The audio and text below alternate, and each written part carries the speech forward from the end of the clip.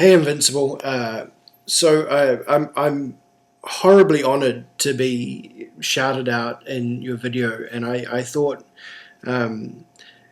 it was super important for me to respond to you as a consequence.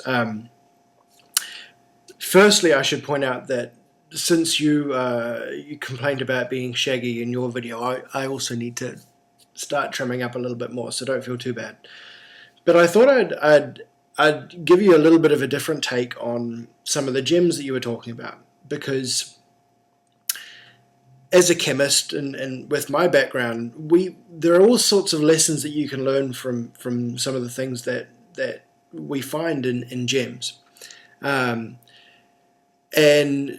importantly, to me anyway, one of the biggest things in my life, one of the most important things I think of in terms of people, is diversity. Diversity's the most important thing that we have as a group of people, and we really need to be listening more to it than we do. Importantly, diversity, as far as science is concerned, is what you need for growth. It's what you need to adapt. It's what you need to evolve. It's what you need to give beauty and wonder and things to study. But it has a special place in chemistry. So I thought I'd give you a little bit of a take on some of the gems that you don't often think about, but you know of. So importantly, things like ruby and sapphire. And sapphire comes in a number of different colors as well. And these are some of the more valuable gems that we have.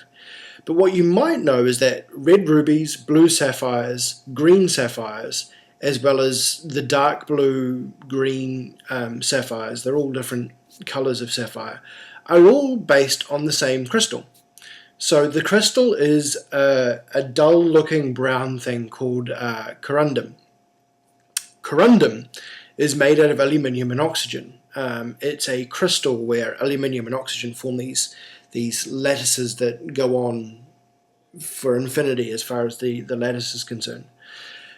But the important thing is that lattice by itself is a horrible brown, almost pink color, yellowy sort of browny pink color. It's not very attractive. But the moment you put in all of those millions and millions and millions of atoms, if you take one of those million and you replace it with something that's different, just one little bit. So we're talking not even the tiniest percentage, like 0.0001% of those atoms. You take them and you replace one of them with something like vanadium. So vanadium's an element that you don't often think of unless you're a chemist. But the moment you replace it with vanadium, you get a purple sapphire. So you go from this brownish, yellowy, uninteresting and unvaluable gem, and suddenly you change into this beautiful purple sapphire. If you put chromium in instead of vanadium, you end up with a red ruby. And rubies, as you know, are some of the more valuable things.